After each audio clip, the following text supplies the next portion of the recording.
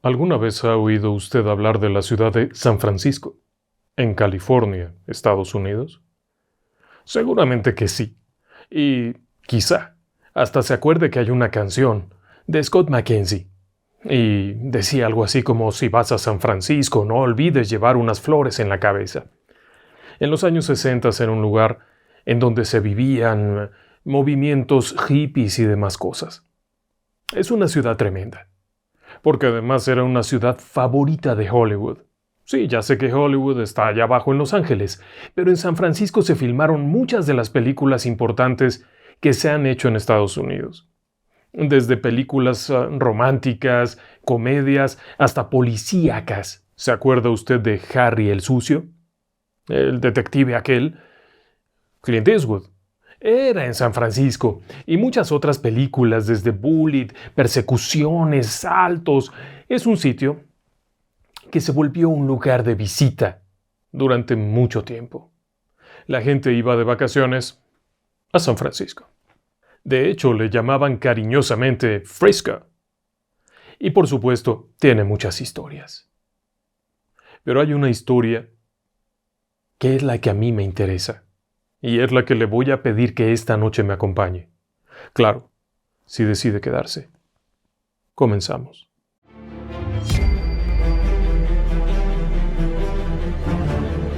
Relatos del lado oscuro.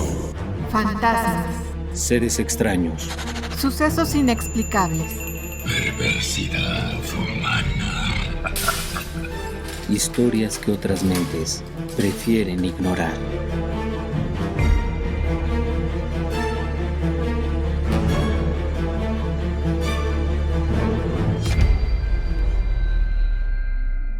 Cuando llegue usted a San Francisco hay cosas que le pueden interesar muchísimo. Desde el enorme puente, el Golden Gate. Fascinante. Pero por supuesto, también si usted va a ver el Golden Gate, probablemente vea otra cosa. Es un punto muy visitado. De hecho, en la actualidad y desde hace algún tiempo, este lugar recibe 1.5 millones de visitantes al año. Déjeme decirle que eso es muchísimo. Hay parques de diversiones que nunca han soñado tener todo eso. Y sin embargo, el lugar del que le estoy hablando es una pequeña isla, de apenas unas pocas hectáreas. Se encuentra a mitad de la bahía de San Francisco. No tiene ninguna gran vista. No es una playa exótica, no hay animales extraordinarios, no hay fauna silvestre, aun cuando es un parque pertenece al Servicio Nacional de Parques de los Estados Unidos.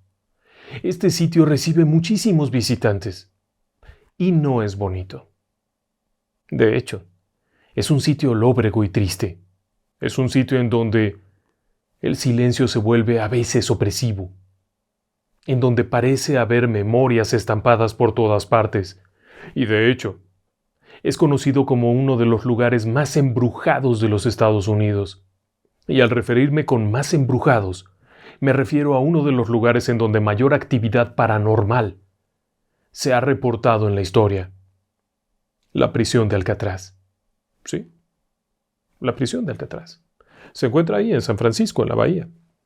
Y es un sitio en donde todos los días del año, invierno, primavera, verano, llegan botes con turistas. Hay todo el tiempo guías. Personas que te llevan a conocer toda la cárcel, te explican, te cuentan historias, te llevan a conocer las celdas, te llevan a conocer lo otro, lo de allá abajo, etcétera, etcétera. El lugar es custodiado por unos guardias conocidos como Park Rangers. En realidad son guardias de parque. No son policías, no son soldados. Simplemente custodian un parque. Y esto es, hoy en día, la cárcel de Alcatraz es simplemente un parque. Claro que tiene su historia, porque cuando era la cárcel federal de Alcatraz, este lugar era considerado como la cárcel más dura de los Estados Unidos. Era algo que se decía entre los delincuentes. Si rompes las reglas sociales, vas a ir a dar a la cárcel. Si rompes las reglas de la cárcel, vas a ir a dar a Alcatraz. Tenía fama de ser terrible. Pero ¿quiere que le diga algo? No necesariamente. Mire, le voy a hacer una pequeña comparación. La cárcel de Alcatraz apenas duró funcionando 29 años. Sí, desde 1934 hasta 1963. Es decir, que no estuvo abierta durante cientos de años. Solamente funcionó durante ese breve periodo de tiempo, 29 años. Y si bien era una prisión de máxima seguridad, las cosas ahí dentro no eran tan terribles. Le platico un poco. La prisión de Alcatraz estaba pensada para alojar a los criminales que daban lata en el sistema penitenciario, pero también para alojar a aquellos criminales especiales. La gente no llegaba a Alcatraz condenada por un juez, sino que era trasladada dentro del sistema penitenciario, así es que no podías ser condenado a ir a Alcatraz. Tenías que ganártelo, estando en otra cárcel, portarte mal, matar a otro reo, hacer alguna barbaridad y te mandaban para allá. Esa es la historia. Sin embargo, la cárcel como tal sí era muy segura. Estaba diseñada para hacerlo. Los niveles de control, las formas en las que se podía contener a los reos eran muy variadas y la primera de ellas era la propia ubicación en una isla. Alrededor de la isla de Alcatraz, las corrientes marinas de la bahía de San Francisco son terribles, son muy traicioneras. Además, el agua es muy fría, todo el año es muy fría. Si alguien saltara e intentara nadar, probablemente sería arrastrado y azotado contra las rocas, así es que esa es una barrera natural. Pero también la propia prisión. El sistema de prisión que se manejó ahí era un sistema rígido, con horarios muy establecidos y con ciertos controles. Desde su apertura, se implementaron ciertos controles. Los reos tenían que ganarse lo que obtenían. Y curiosamente lo que obtenían era bastante bueno. Cada preso tenía su propia celda. Es decir, eran un preso por celda.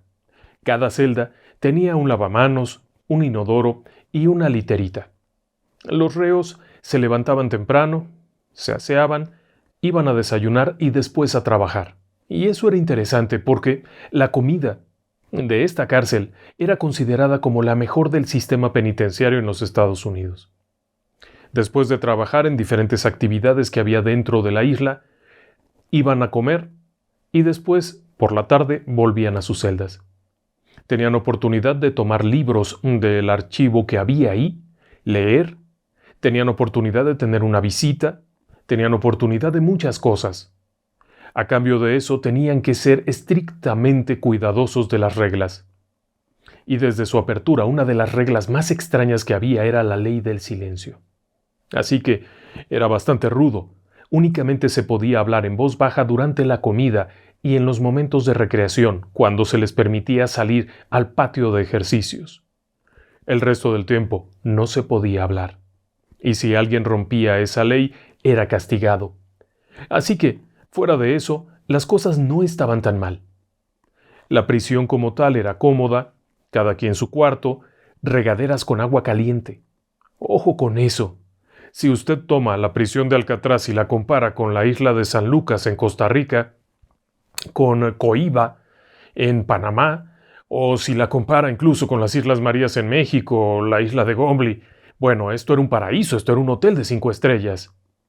La gente no estaba hacinada, había comida, había agua caliente, se podían duchar y rasurar, podían hacer algo de ejercicio, había cosas que ver, cosas que leer, y además realizaban trabajos que no eran extenuantes ni trabajos forzados.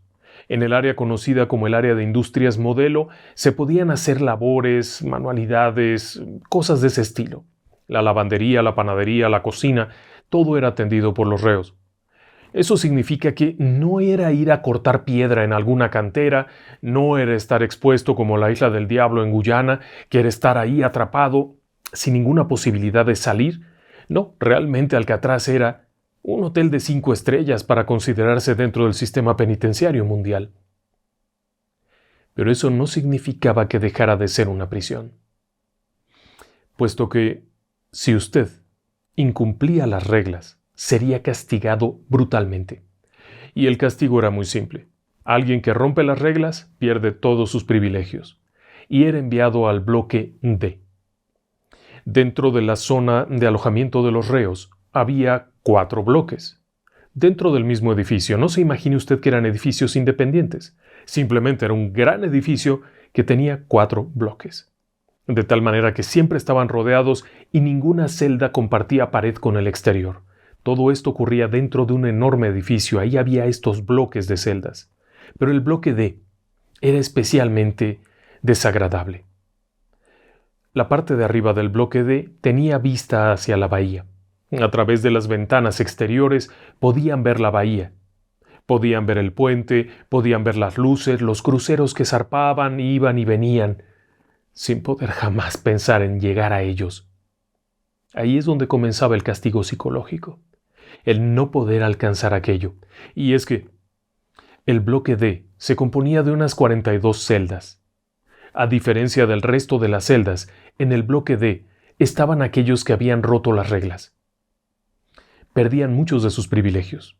Los que estaban en la parte alta perdían el privilegio de comer con el resto de los reos y, por ende, tener oportunidad de platicar.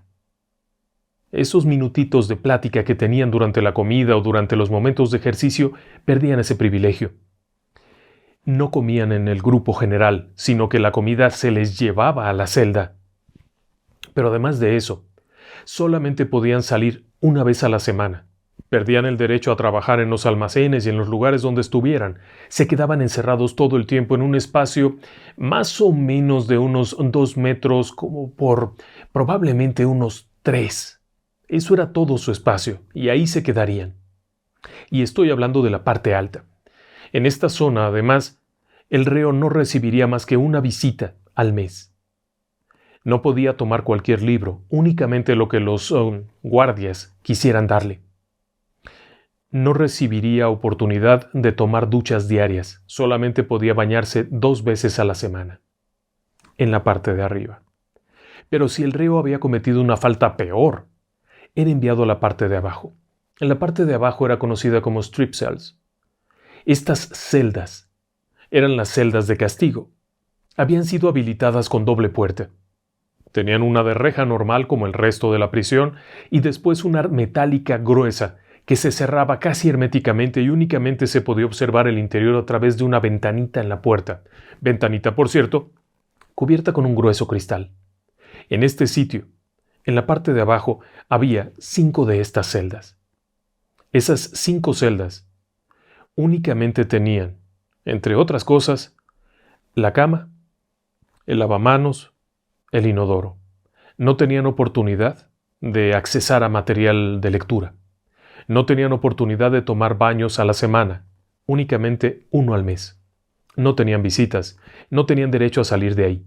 Tendrían que quedarse, pero quizá lo más angustiante y dramático es que al cerrar la puerta secundaria, era una oscuridad total, y cada celda únicamente tenía un foco de baja intensidad que era encendido y apagado por los guardias. Pero además había otro detalle.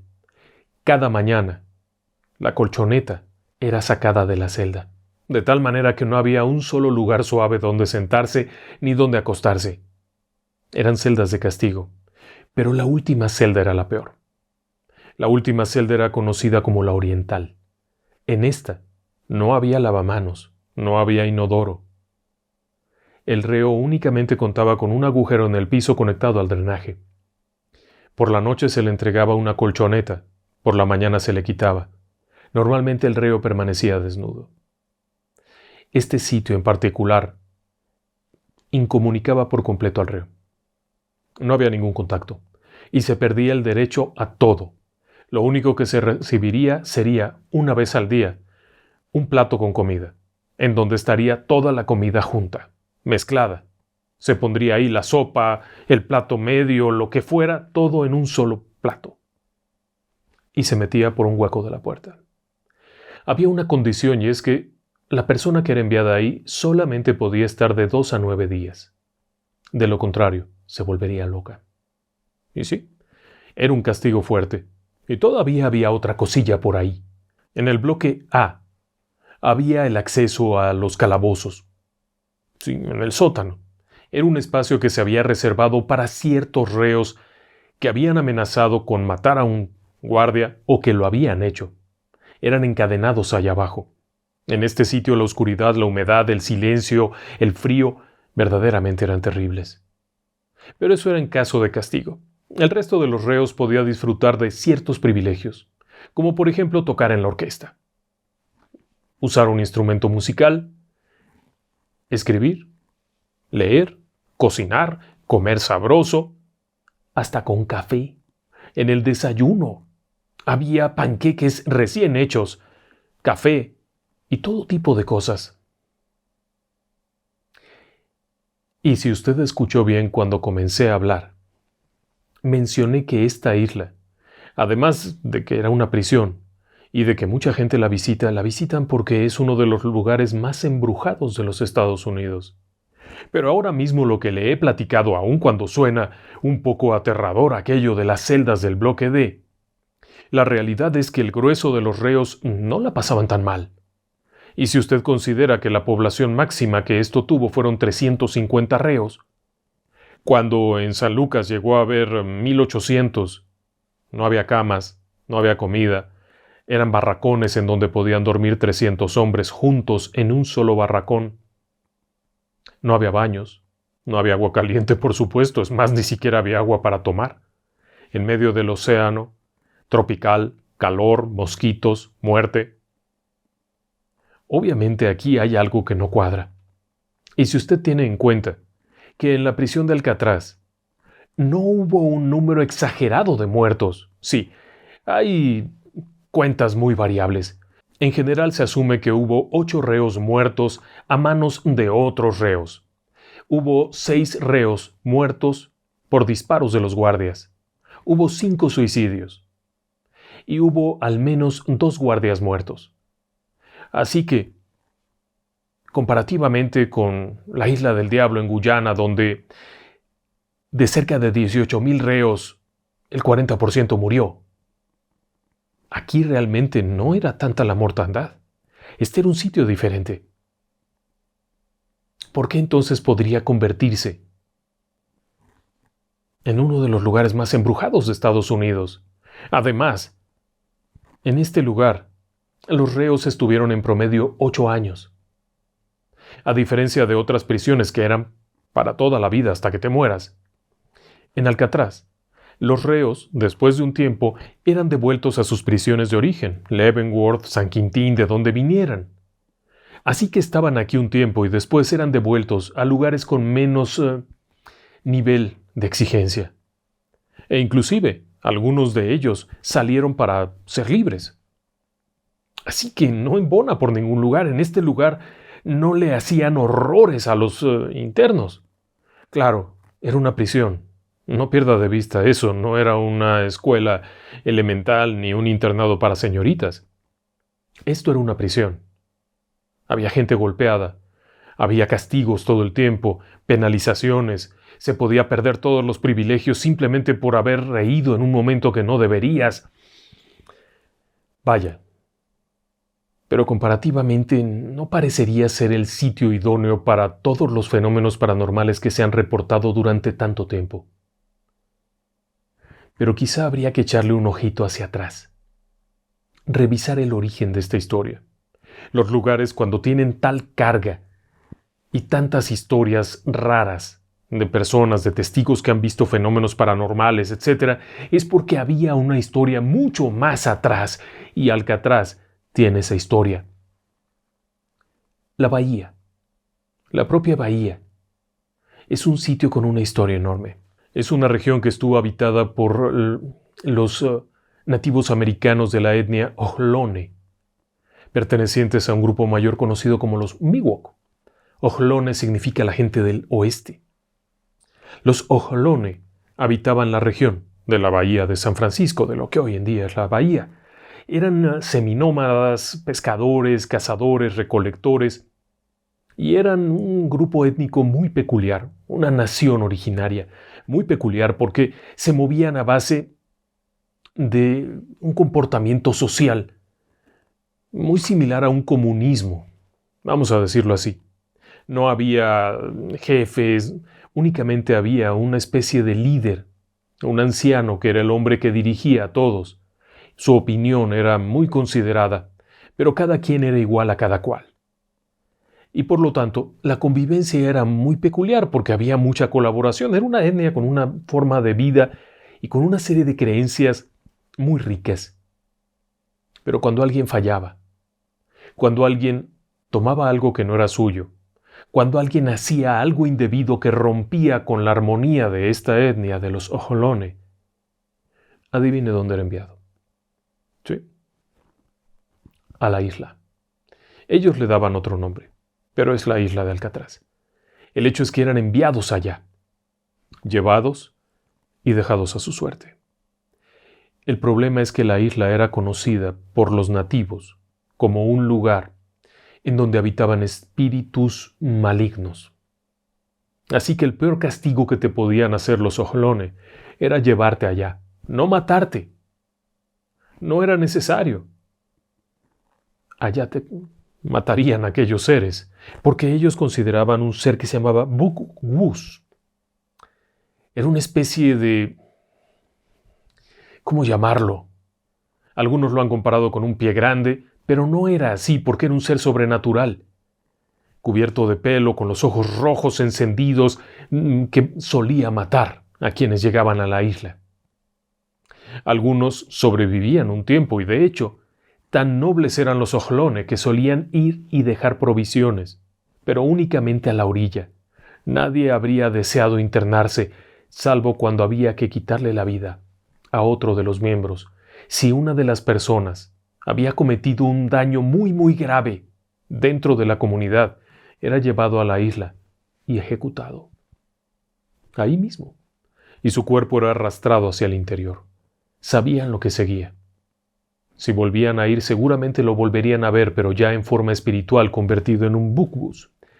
Y estos seres solían vagar en grupos, estos espíritus malignos que eran la gente mala, más lo que había en la isla. Solían moverse en grupos y hacer cosas horribles. Así es que los Ohlone, y en general la etnia Miwok, no solían ir allá. Si por alguna razón durante la pesca o algo llegaban a la orilla para detenerse, descansar un poco, únicamente lo hacían estrictamente en la orilla. Hacia el interior, rara vez entraban. Buscaban huevos de las aves, que en esta zona había muchísimas aves, únicamente en la orilla, por temor a lo que ahí habitaba. El asunto está en que el tiempo va pasando.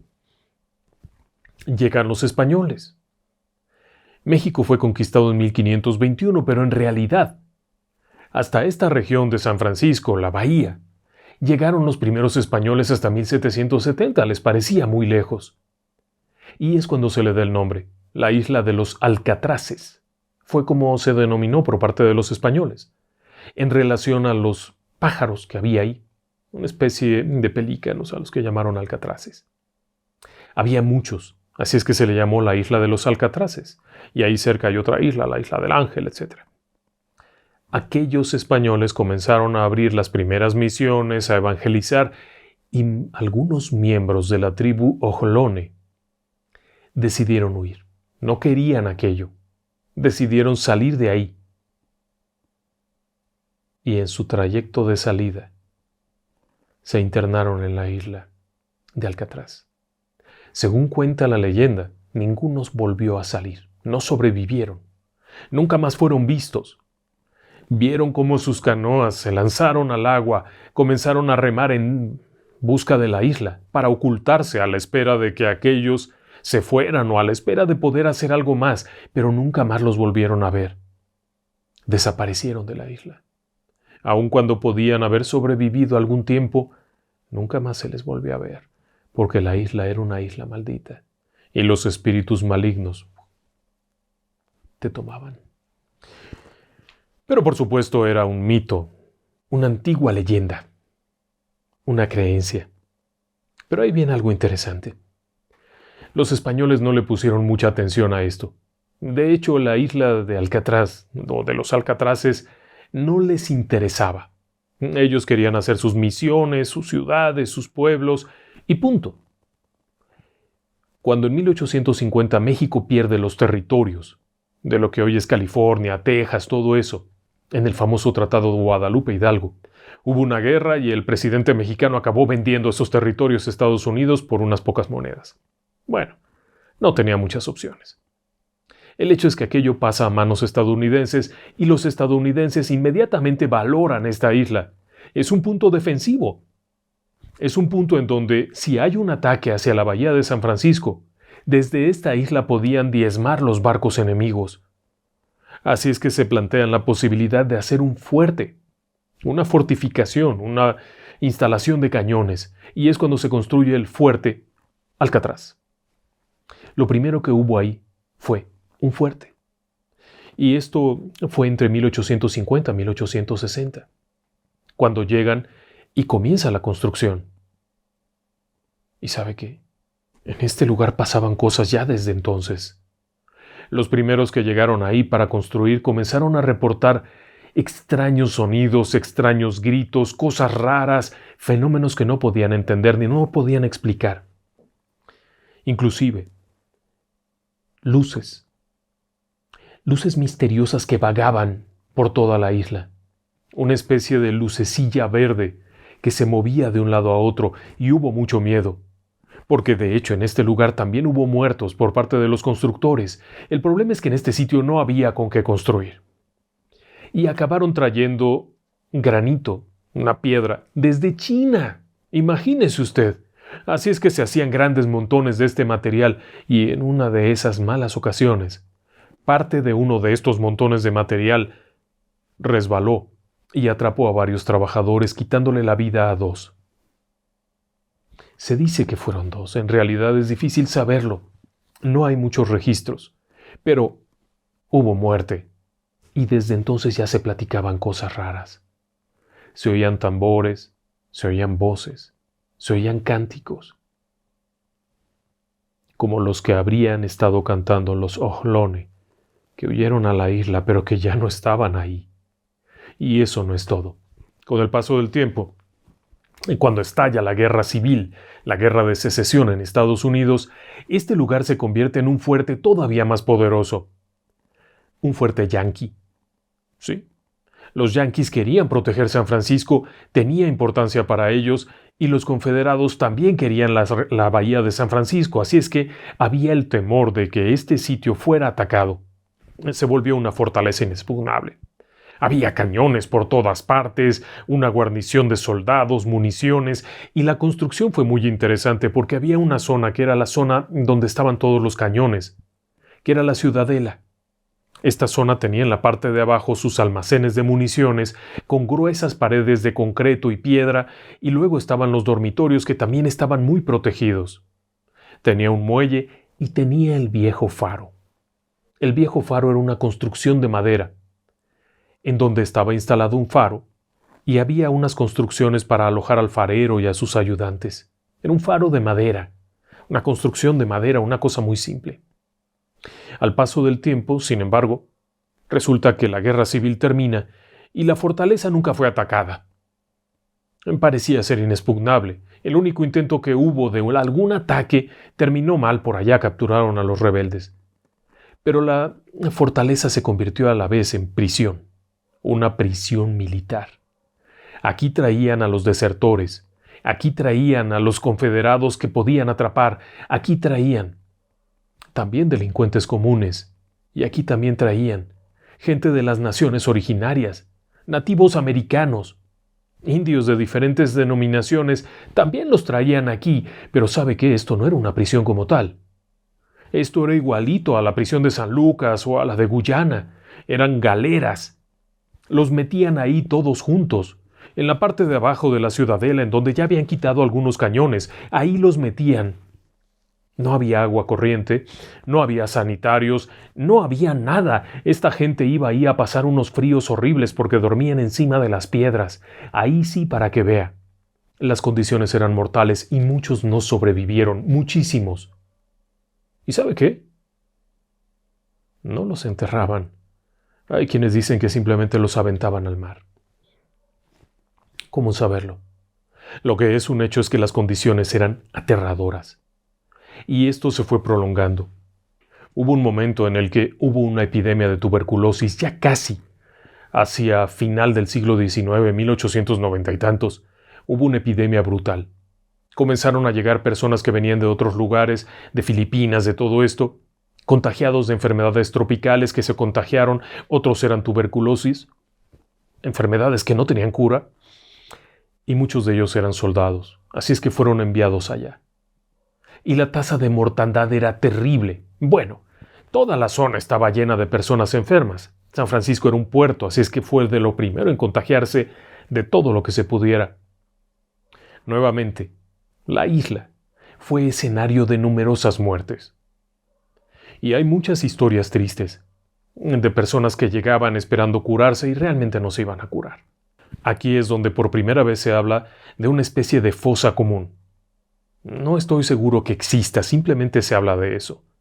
Otros aseguran que los cuerpos eran enviados a tierra firme, pero hay muchos más que aseguran que simplemente los botaban al agua.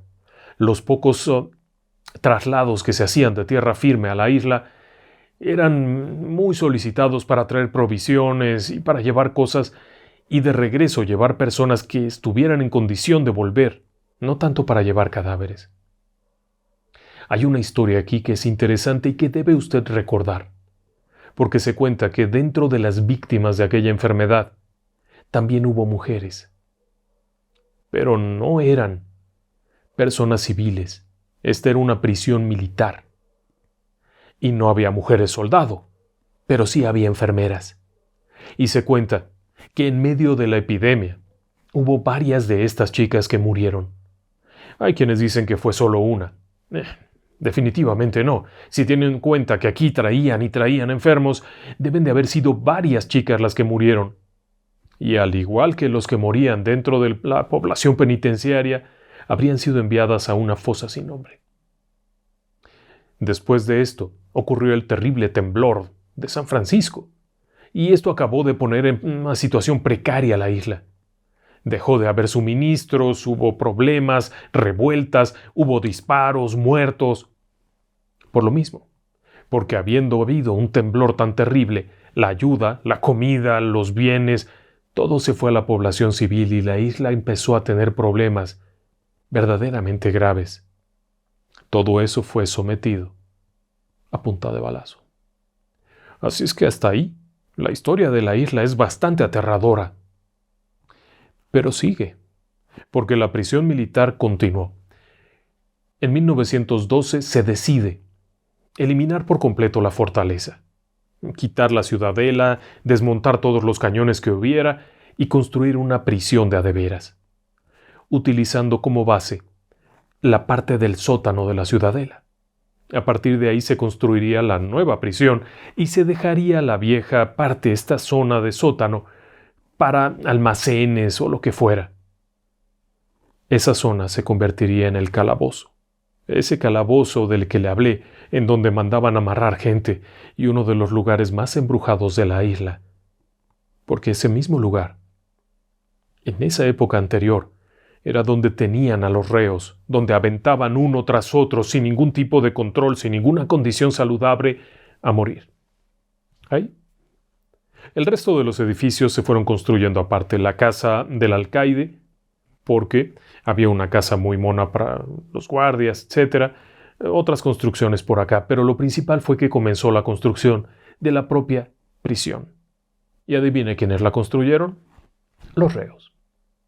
Fueron trayendo reos, inclusive hubo reos alemanes. Cuando estalla la Primera Guerra Mundial fueron traídos reos.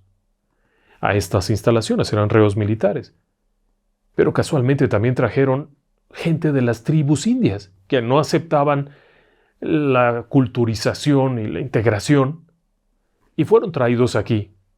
Y adivine que vivían en horror porque aseguraban que este lugar seguía siendo habitado por espíritus malignos, y muchos de ellos no salieron con vida. Pero ahí no termina esto. Conforme se termina la prisión y está aquello muy cuco, muy bonito, comienzan a llegar más reos, pero son reos militares. Son traídos de prisiones militares y las condiciones de castigo se volvieron tremendas. Pasada la Primera Guerra Mundial y ya bien entrados los años 20, se recibieron también reos del orden civil, En este lugar comenzaron a llegar reos peligrosos, asesinos, violadores, gente de la peor ralea era traída a la isla. Así es que usted tenía, por una parte, militares que habían incurrido en faltas, desde deserción, traición, rebeldía. Tenía a los nativos americanos, que era gente pacífica que vivía en sus mundos, y de pronto también tenía usted asesinos, violadores, gente de lo peor. Todo esto aquí en este cóctel, obviamente la pesadilla fue creciendo. Hasta que finalmente en 1932 los militares dijeron, no me interesa, yo ya no quiero esta cárcel. Y ya no la querían porque les resultaba muy complicado todo. Llevar comida, llevar agua, llevar lo que fuera a la isla era complicado. Era latoso y no era confiable. Además, el hecho de tener 600 reos para unos 40 guardias era algo extraordinariamente peligroso. Hubo varios motines que terminaron a punta de balazos, antes de que fuera prisión federal. Hasta este momento todo lo que le he contado ocurrió antes de que fuera señalada o denominada como prisión federal y entrara al control del sistema penitenciario de los Estados Unidos.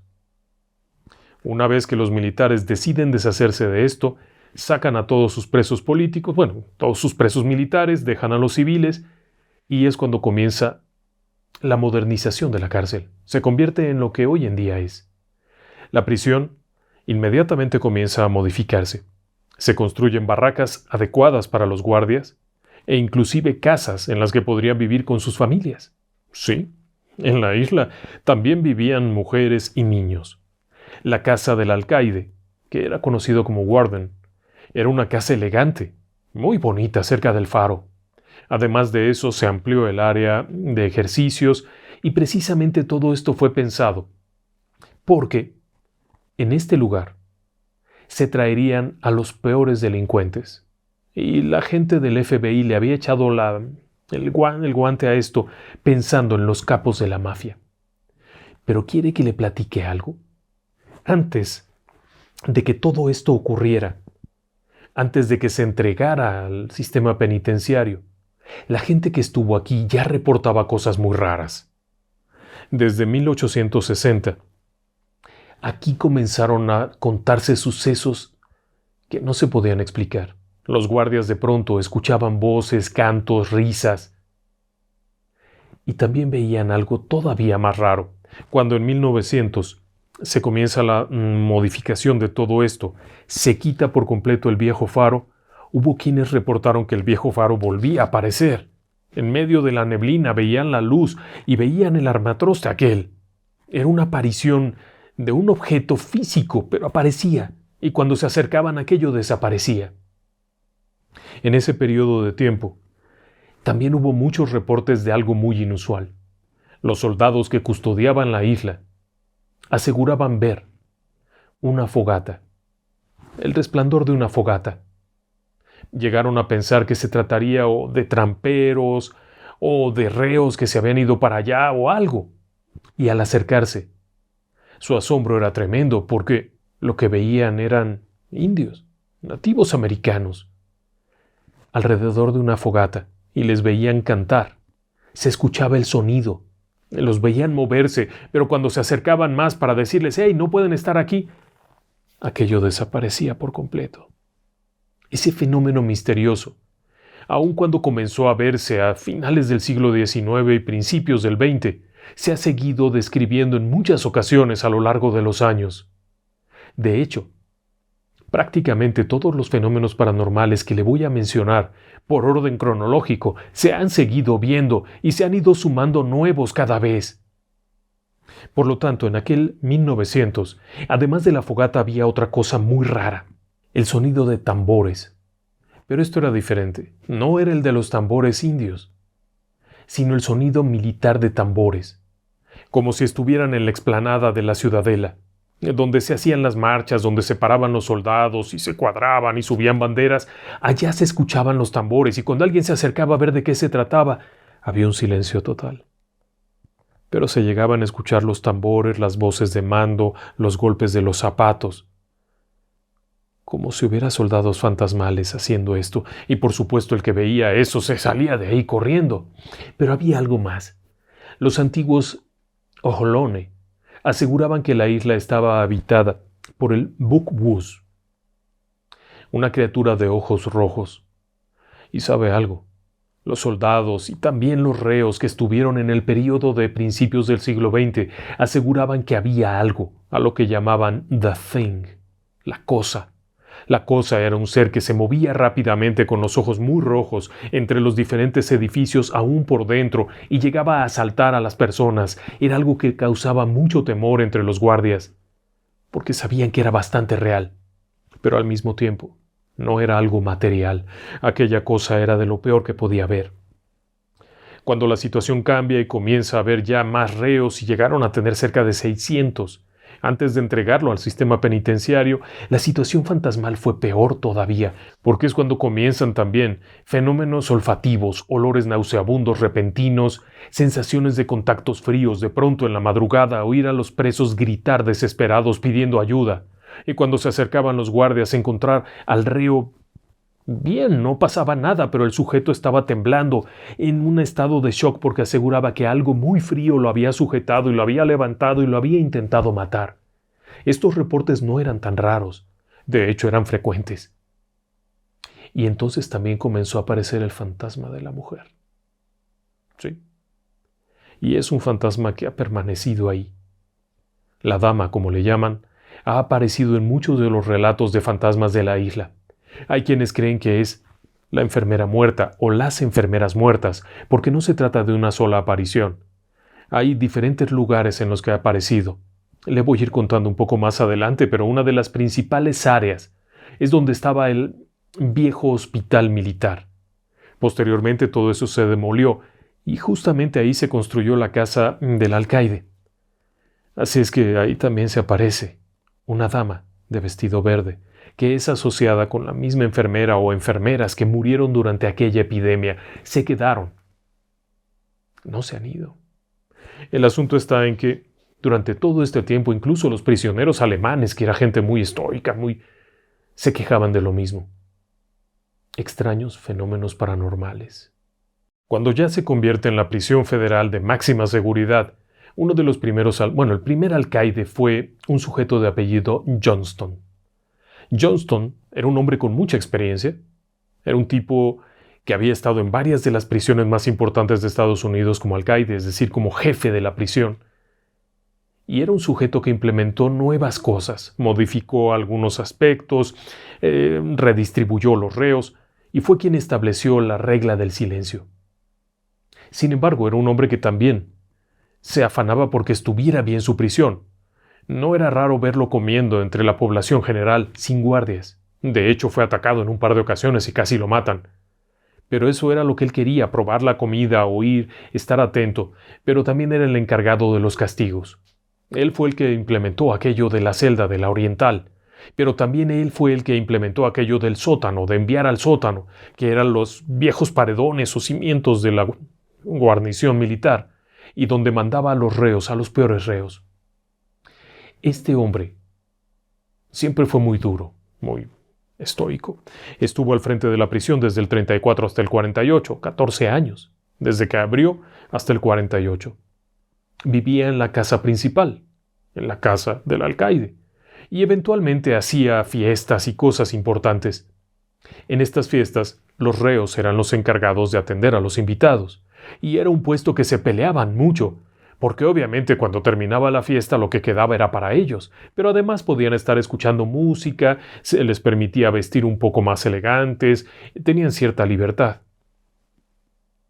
Y ahí se cuenta algo muy loco. Una de las historias de fantasmas más locas de la prisión de Alcatraz ocurrió en la casa del alcaide. Y eso que este hombre no creía en fantasmas, o por lo menos eso decía, pero se cuenta que en 1940, en la Navidad del 40, el mundo está en guerra. Pero el alcaide organiza una fiesta en su casa, adentro de la isla. Llegan los invitados, que tú, que yo, jiji, el sonido de la copita, no sé cuánto, cuando de pronto hay un enorme silencio.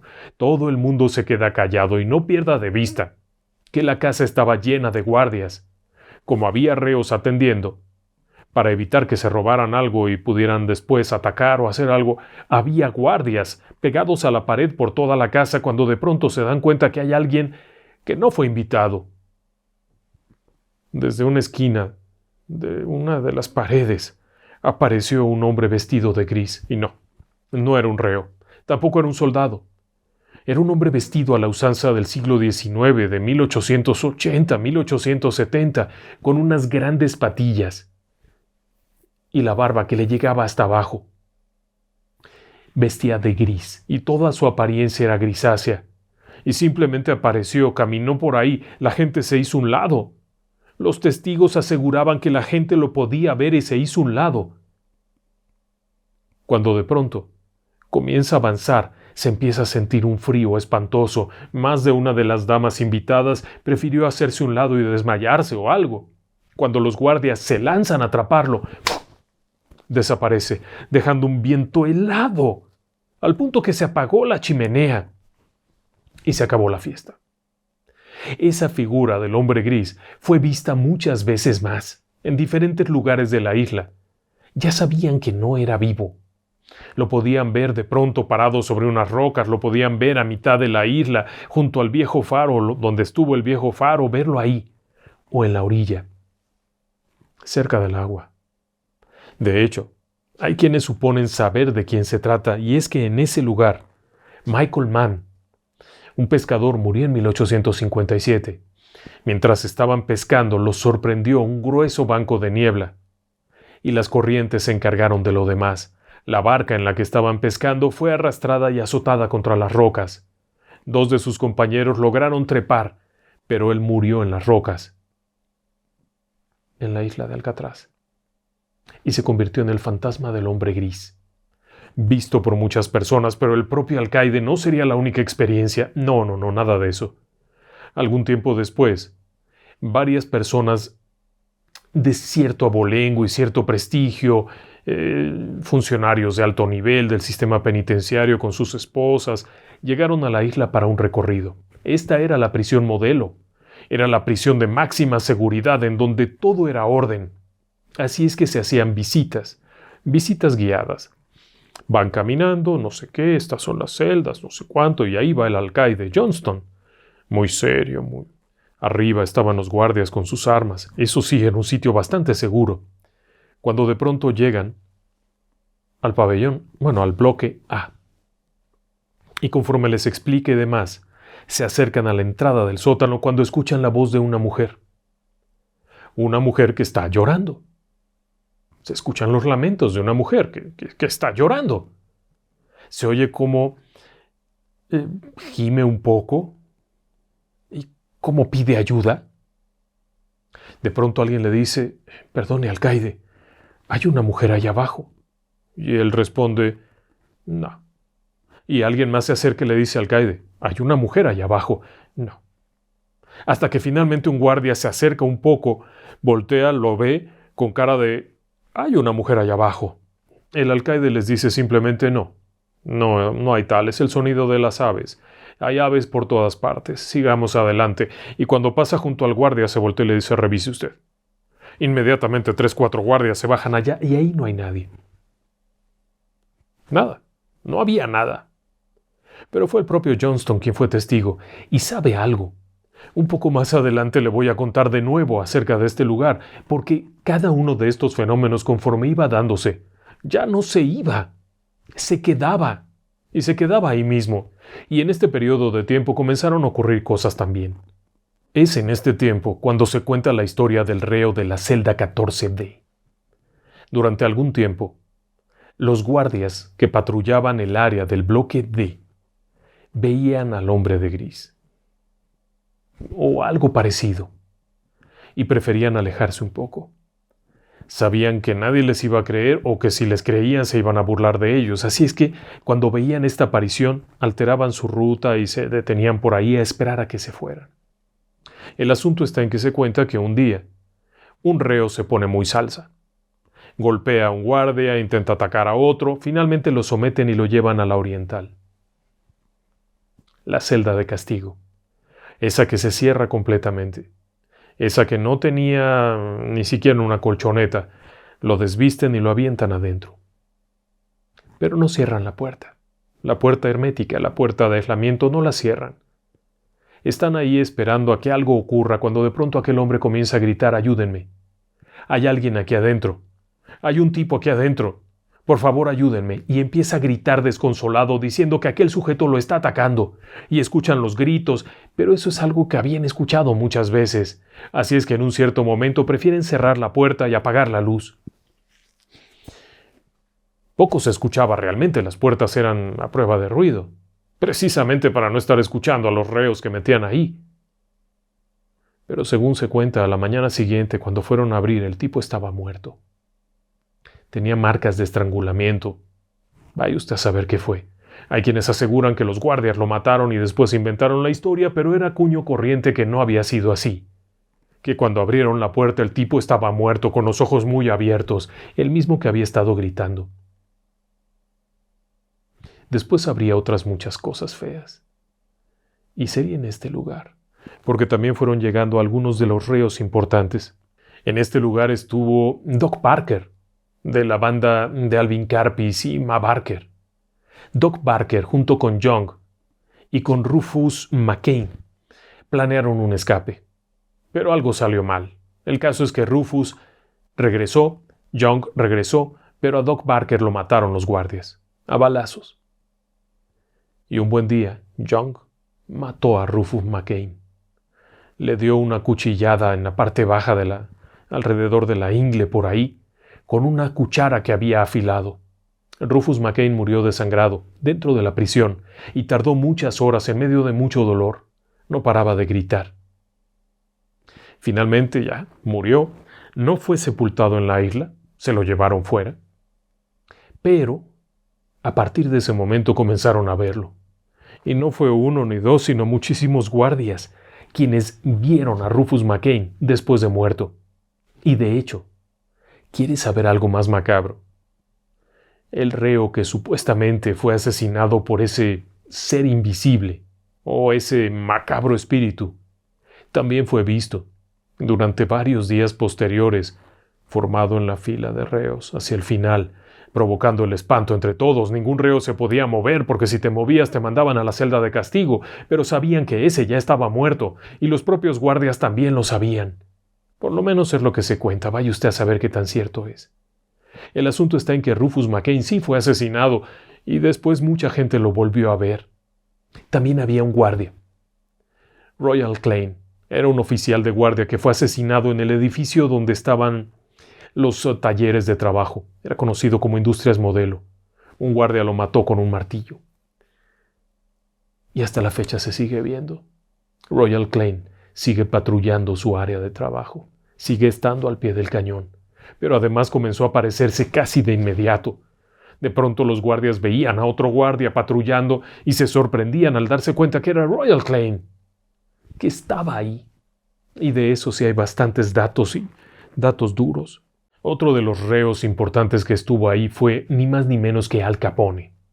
El gran líder de la mafia, el hombre sin escrúpulos, el peor de peores. Y lo curioso es que solo estuvo 4 años y medio.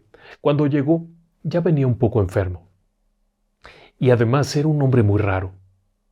Al Capone, desde que estaba en, no sé si Leavenworth o en cuál prisión, comenzó a quejarse de que era asediado por el fantasma de Jimmy Clark, un mafioso de mala tacha que había sido asesinado por el propio Al Capone. Capone lo mató y se le aparecía el fantasma. Y ahí, en Alcatraz, la cosa se puso mucho peor, porque aseguraba que todo el tiempo lo estaba asediando el espíritu de Jimmy. Había veces que pedía que por favor lo dejaran en paz, y había otras veces en que era sorprendido hablando tranquilamente con Jimmy. Y había otras veces en que otros reos, sus compañeros de las celdas laterales en el área del bloque B, Al Capone estuvo en la celda B-181. Los reos de las celdas contiguas escuchaban también a Jimmy. Y no era la voz de Al Capone, era una voz de ultratumba. Aquello causaba pánico, gritos.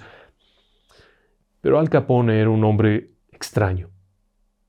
Colaboraba aquí y allá, y cuando estuvo en la isla, en ese periodo de tiempo que realmente fue breve, destacó porque era un reo tranquilo, un reo que se relacionaba bien, aunque fue atacado varias veces, y que gustaba de tocar el banjo en la orquesta, en la banda de la prisión.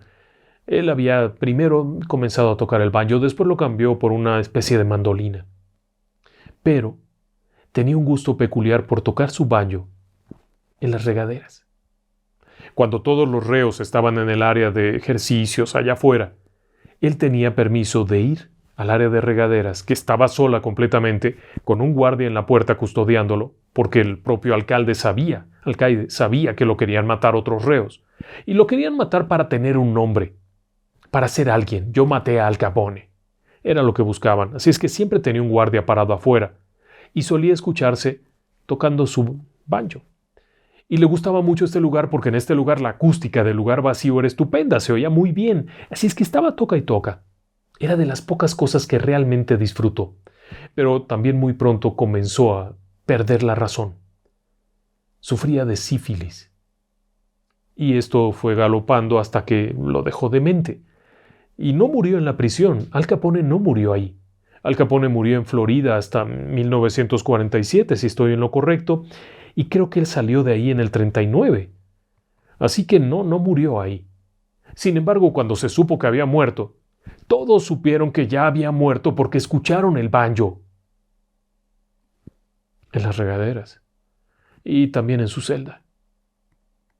El banjo que tocaba Al Capone. Y no se fue. Siguió. Durante años, las personas han escuchado el banjo de Al Capone. Y lo han escuchado dentro de la celda, lo han escuchado en las regaderas de pronto, pero cuando te acercas ya no está. Te retiras y otra vez. Y hay quienes aseguran incluso haberlo visto. El fantasma de Al Capone. Pero es curioso, porque Al no murió ahí, sino que murió del otro lado de Estados Unidos, en la Florida. Y murió 8 años después.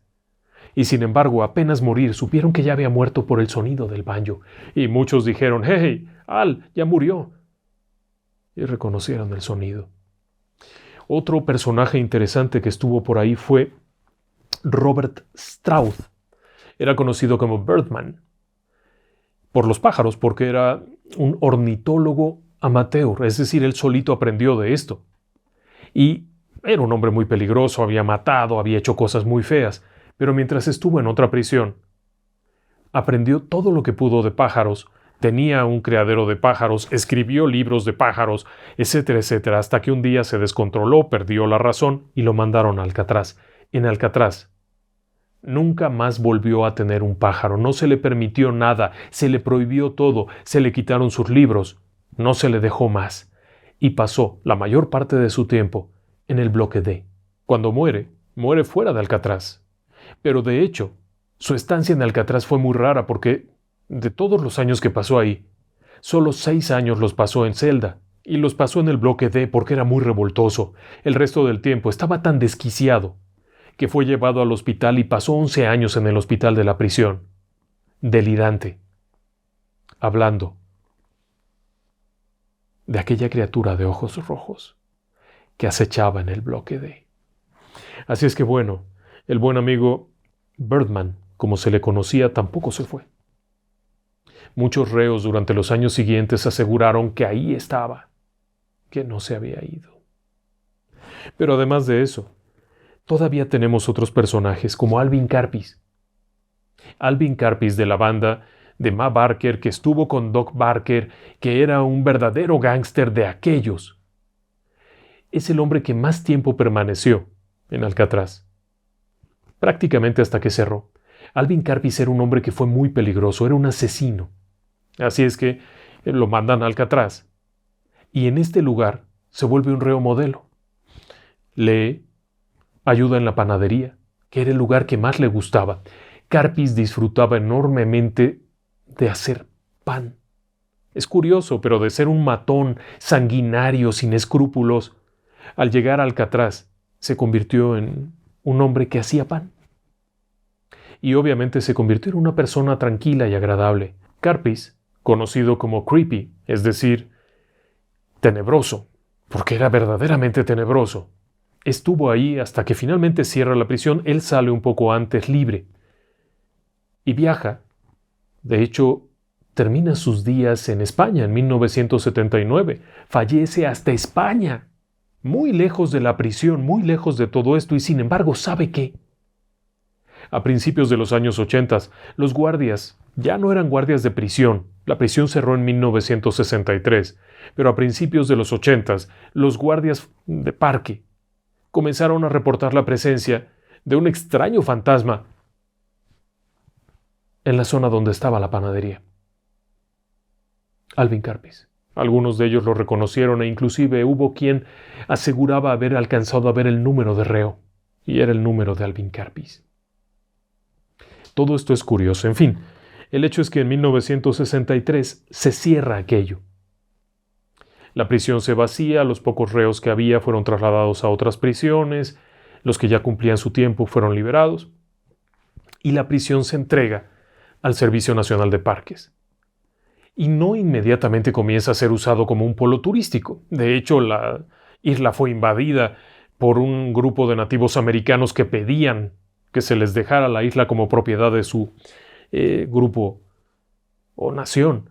El asunto está en que durante este periodo de tiempo pasaron muchas cosas locas. Desde que se robaran el cableado eléctrico, lo que provocó un accidente de barcos porque se apagó el faro. Como no tenían dinero para sobrevivir y en el lugar no hay nada que comer, ni nada que cazar, ni nada, robaron el cableado, fueron a venderlo y finalmente los atraparon. Aquello acabó hasta con un incendio.